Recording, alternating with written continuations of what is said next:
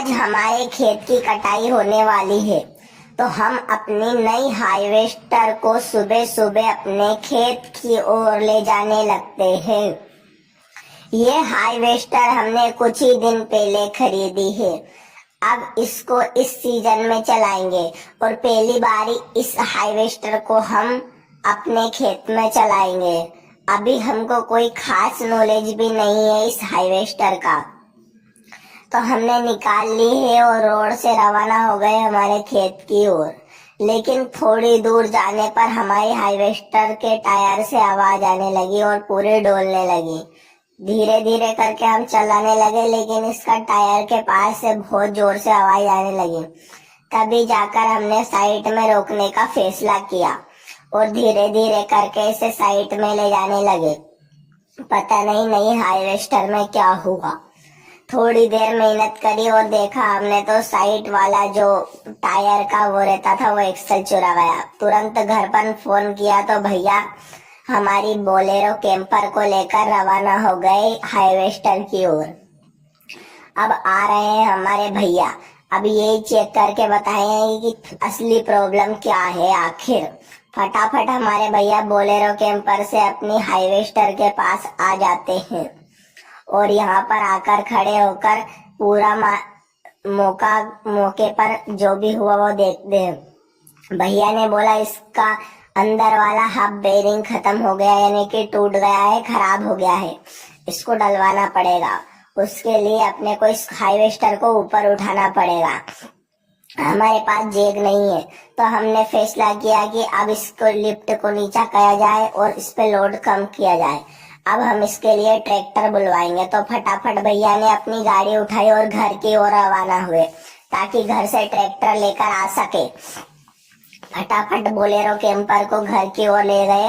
घर पर खड़ा करके ताऊ जी का ट्रैक्टर उठाया, जो कि अभी वो थोड़े दिन पहले ही बनवा के लाए हैं। थोड़ा बहुत मॉडिफाई है, कोई खास नहीं, छोटा ट्रैक्टर, इसलिए ज्यादा मॉडिफाई नहीं है ये। फटाफट इस ट्रैक्टर को लेकर हम रवाना हो गए हमारी हार्वेस्टर की ओर, क्योंकि इस हार्वेस्टर से इसके जो पीछे वाली लिफ्ट है इससे हार्वेस्टर का टायर उठाएंगे। हमारे भैया ने 55 की स्पीड से दौड़ाते हुए ट्रैक्टर को ले गए, लेकिन इस ट्रैक्टर में ब्रेक भी बहुत कम आते हैं। इसमें ब्रेक कहाँ लगाया और रुका कहाँ ट्रैक्टर। अब भैया ने बोला इसको रिवर्स लगाकर इसको ऊपर उठा दिया जाए, तो हमने बोला ठीक है।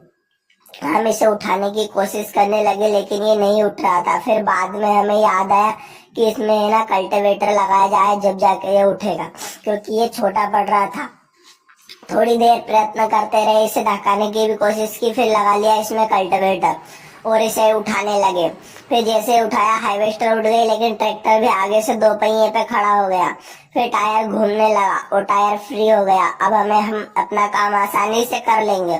ट्रैक्टर खड़ा रहा, टायर देखो एकदम घूम रहा है अच्छी तरीके से। इसलिए हमने लिफ्ट को भी गिरा दी और आ गए ट्रैक्टर के पास।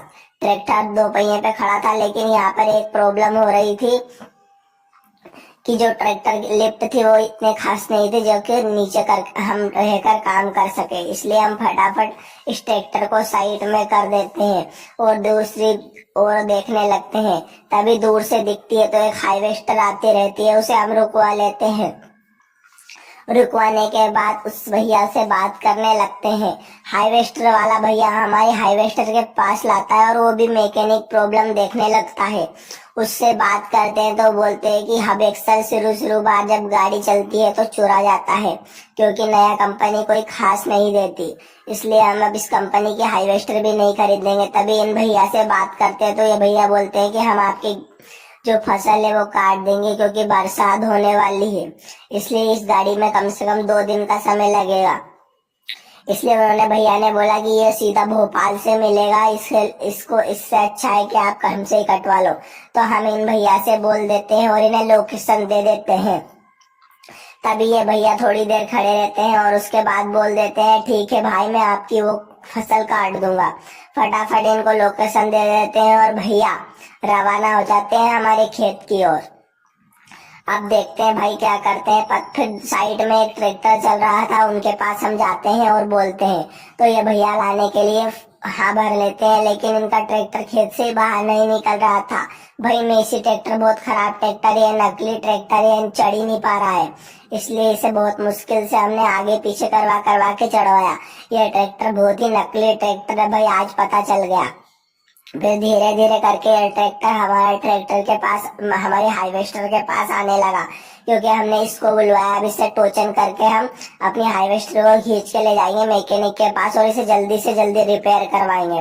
तो भाई ये आगे की ओर चली गई थी, क्योंकि हमने लिफ्ट से करवाया था। सबसे पहले हमने फैसला लिया कि इसे पीछे धकाया जाए। तो भाई यहाँ पे टोचन नहीं हो सकती, क्योंकि ये बीच में पेड़ आ गया है, इसलिए धीरे धीरे करके इसे रिवर्स धकाने लगे, लेकिन ये रिवर्स होने का नाम ही नहीं ली। फिर हमने फैसला लिया कि इसका पीछे से टोचन की जाए, और पीछे टोचन करेंगे तो हम क्या होगा कि इसे पीछे खींच लेंगे और फिर आगे टोचन करके हम इसे निकाल लेंगे।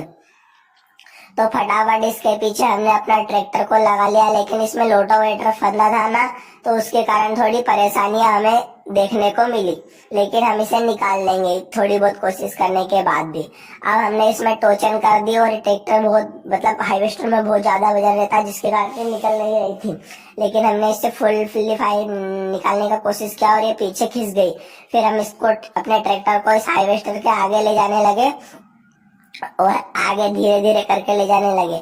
अब भाई यहाँ पर नुकसान होने की बारी थी, क्योंकि रोटावेटर बहुत बड़ा था, इसलिए बहुत आराम से हमने इसको निकाला, और निकालने के बाद अब इसको ले आए इसके पास। अब हम इसमें करेंगे टोचन और इसे खींच के शहर की ओर ले जाएंगे, ताकि इसमें कुछ काम हो सके। भैया ने बोला कि इसके जो टायर है उसके पास जो वो बेरिंग चुराया है, वो इंजन वाला है, जो इंजन से आता है और टायर पावर देता है।